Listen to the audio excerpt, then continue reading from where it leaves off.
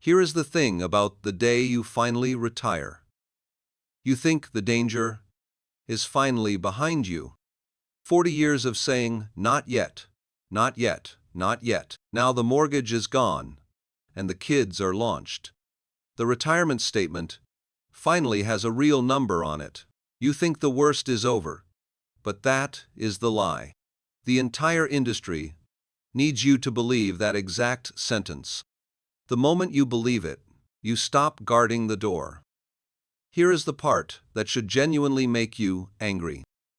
3 purchases destroy more retirements than any boat or car. They are 3 specific categories of financial products sold by people legally permitted to earn commissions on you. They never clearly tell you what those commissions are. Think about that for a second. It is the law. They can take a slice of your life savings. The law doesn't require them to write the number down. That is not a loophole. It is the business model. You see those articles about things retirees regret buying. They talk about sailboats and RVs and second homes. Understand what those articles are actually doing for you. They're letting the real predators off the hook. They point at shiny stuff, so you laugh at others. Meanwhile, a man in a blazer is 3 towns over.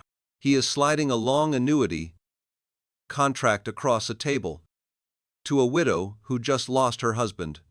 Classic. Nobody told you this about your financial life. You were trained into a single, effective reflex. Something expensive shows up, and you say, not yet. The granite countertops, the vacation, the new car. You said not yet until it wore a groove. That groove is why you have a retirement account. That is a good thing. You should respect that. But here is what nobody warns you about. That reflex has an off switch called retirement. The paycheck stops, and the lump sum becomes visible. Your brain receives a signal it has never felt before. Permission. You're finally allowed to say yes. Your brain has 0 calibration for this new scale. You spent 40 years building the no muscle. The yes muscle is a newborn. It cannot walk. It cannot judge distance or tell a reasonable yes. It can't see the yes that eats your decade. Every salesperson in the country knows this about you. They don't know you, but they know the cohort. A retiree with permission to spend is a target. You're the softest target in all of American commerce. Softer than a teenager with a first credit card. The teenager knows he is inexperienced, but you think you're wise. You believe that your responsibility transfers, but it doesn't. Saving and spending are 2 completely different skills. Nobody tells you that because they want their commission. Retirement is a showroom. I mean that literally. Let's do the arithmetic. Nobody does at boat shows. That 40-foot cruiser is just the entry fee. It costs between $100,000 and $200,000. Now add the annual carrying cost of 10%, slip fees, cleaning, service, and fuel at marina prices. You're bleeding $20,000 a year, minimum. And that is before you've even untied a single rope. Now divide that annual cost by your actual usage. Average recreational use is roughly 11 days per year. That is $1,270 per day. A luxury charter with a chef costs $800. You're paying a premium to do the maintenance yourself. A marina operator put it to me without flinching. Reliable customers keep paying, even when they stop showing up. The mortgage on a fantasy is still a mortgage. Here is the figure the dealer never writes on windshields. Most owners offload their rigs within 5 years. A $200,000 coach loses $90,000. That is $90,000 of pure depreciation. Gone. That is 4 years of Social Security income vaporized. all for a granite countertop sitting in your driveway. The dream car is the hardest one to attack. After 40 years of overtime, the Porsche feels earned. But it is almost never just one single car. 2 registrations, 2 insurance premiums, and double the maintenance. Then there is the classic car restoration project. One man bought a Camaro for $22,000. He budgeted 20 more, but the receipts were different. He spent $63,000 on parts and labor. The market value at completion was $38,000. He set fire to $47,000 and smiled. That is the showroom voice talking. 5 years later, the timeshare is not a real estate investment. It is a prepaid vacation product, wearing a deed costume. The resale value is almost always approximately zero. Companies charge you a fee to escape the first fee. The average purchase price is around $22,000. Here is the downside story. Nobody puts on the brochure. You sell the house because the lawn is winning. Then you start thinking about guest rooms and kitchens. The downsize quietly mutates into a lateral move, higher property taxes, and a maintenance schedule for 4. You vacuum rooms every week that nobody walks through. Fast forward 15 years, and stairs are a problem. The urgent care is now 28 minutes away. That distance hits different at 78 years old. So you sell again, and you move again. 2 rounds of commissions, and 2 rounds of movers. The house was never the real mistake here. You bought for a picture, not for reality. Now the list is about who owns your retirement. You are the labor and the source of capital. Somebody else owns the asset your capital flows into. Consider the $70,000 pre-sale renovation. It feels prudent, like you're protecting the sale price. A kitchen remodel only recoups 60% at resale. You spent $70,000 and only got $45,000 back. You just gave the next owner a massive gift. The contractor and the realtor both got paid.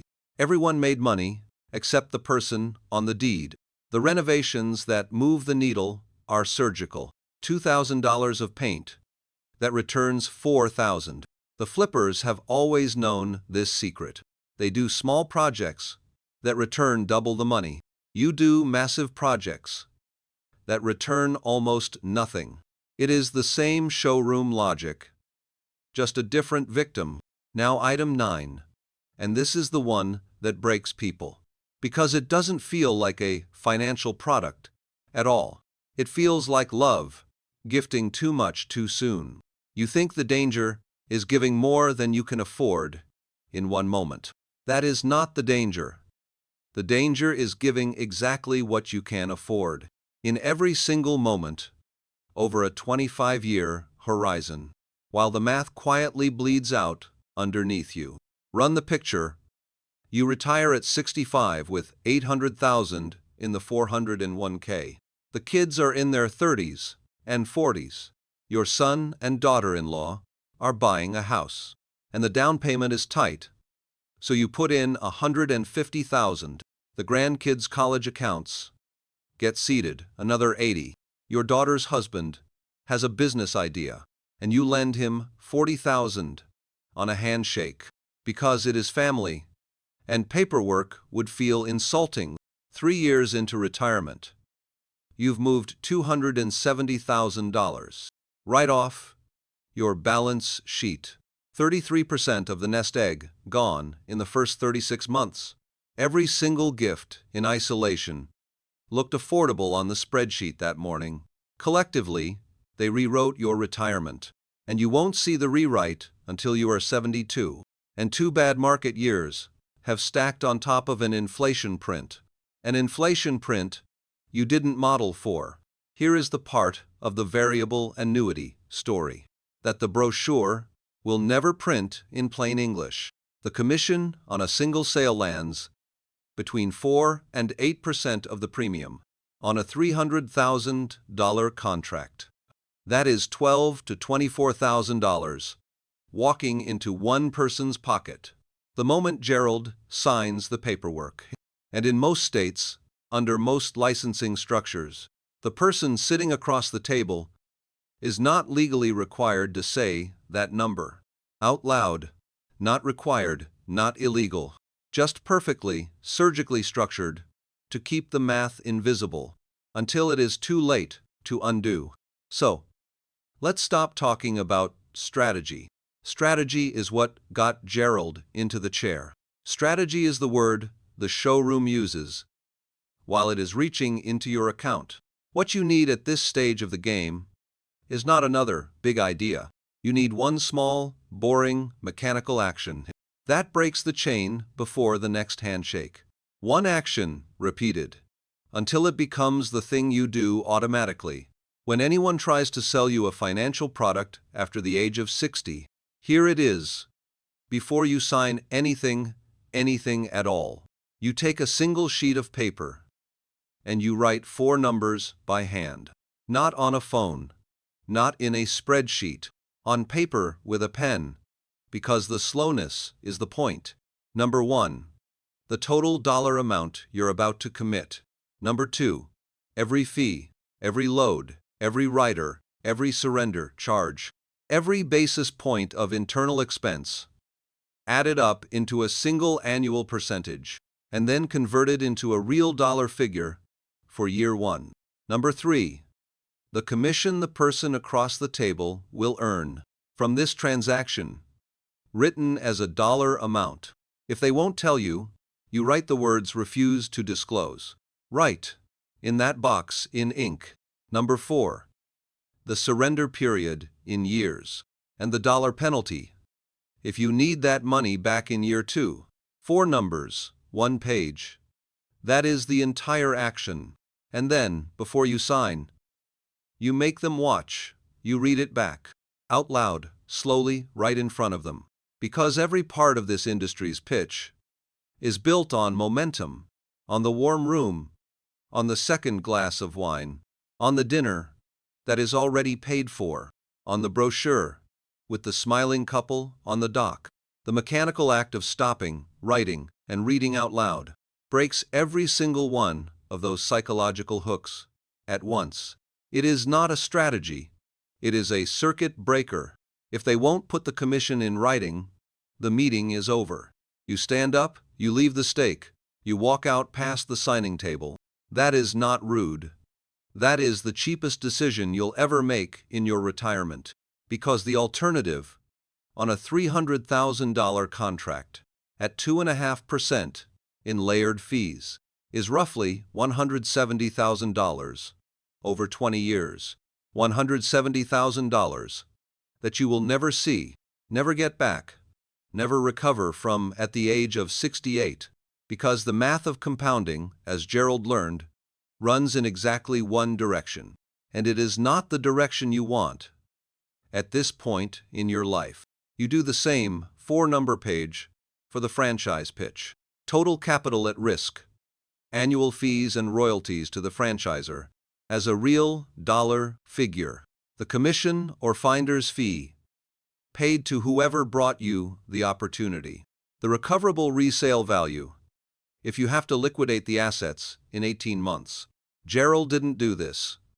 Gerald put $120,000 into a service franchise in year 2 and walked out 26 months later with $70,000 in resale and an empty calendar where his actual retirement was supposed to live.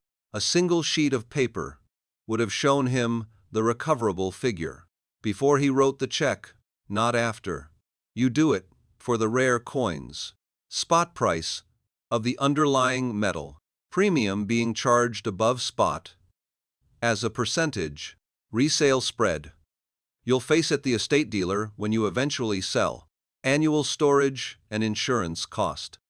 Gerald paid 30 to 40% above spot for $60,000 in coins he could have replicated through an ETF for a fraction of 1%. The 4-number page would have put a 35% premium right next to a 0.1% alternative, and the decision would have made itself before the dealer finished his coffee. The reason this works is not because the numbers are magical. The numbers are already in the contract. They've always been in the contract. The reason this works is because the human sitting across from you has been trained, scripted, rehearsed, and incentivized to keep your attention on the story. Here is the part nobody says out loud at the end of a video like this. I won't promise you that avoiding these 17 purchases will make you rich. It will not. There is no version of this story where you skip the variable annuity, skip the whole life policy, skip the boat, skip the country club, and suddenly your portfolio doubles. That is not how any of this works. Anyone telling you otherwise is running the exact same playbook as the guy with the steak dinner and the brochure, just with a different uniform on. What I'm promising you is smaller than that, and honestly, more useful. I'm promising you a way out and a floor under your feet. Those are the only two things that actually matter at 65. And they're the two things the showroom is specifically designed to take away from you. That is the trap. The trap is not the bad product. The trap is the exit cost on the bad product. The trap is that the moment you realize you made a mistake, the math of leaving is worse than the math of staying. So you stay. And you stay. And 11 years later, somebody runs the spreadsheet. And the number is $92,000. So when I say I'm promising you a way out, what I mean is this. Before you sign anything, before you write a single check, before you let anyone walk you toward the signing table, with a glass of wine in your hand, you ask one question, and you ask it out loud, and you make them answer it in writing. What does it cost me to leave this in year 1? What does it cost me to leave in year 3? What does it cost me to leave in year 7? If the answer is 0, you're looking at a product that has to earn your loyalty by performing. If the answer is anything other than 0, you're looking at a product that has to trap you to be profitable for the person selling it. That is the entire test. It takes 30 seconds. It will save some of you, statistically, the price of a small house. Now the floor is the part nobody talks about, because it is not sexy, and it doesn't sell books. The floor is the survival buffer. It is the amount of cash in a boring high-yield savings account at a boring federally insured bank that lets you say no. No to the dinner seminar, no to the whole life pitch, no to the relocation to a state you haven't actually lived in for a full calendar year, no to the kitchen renovation the realtor swears will pay for itself, no to giving your son the down payment on the second house, while your daughter watches from across the table and quietly does the math on what that means for her inheritance. The number on the floor is not the same for everyone, but the function is 12 months of bare bones, living expenses, not your lifestyle expenses, not what you spend in a good month, rent or property tax, utilities, groceries, insurance, and the medications you actually take. Add it up, multiply by 12. That is the floor. That is the number that has to sit in cash and never get invested in anything with a surrender charge or a lockup period, an illiquidity discount, or a salesman's commission attached to it, ever. Because here is what the floor actually buys you. It buys you the ability to walk out of the dinner seminar. It buys you the ability to say, I need to think about it, and actually mean it, instead of saying it as a polite stall before you sign anyway because you're afraid the offer expires. The offer always expires. That is in the script.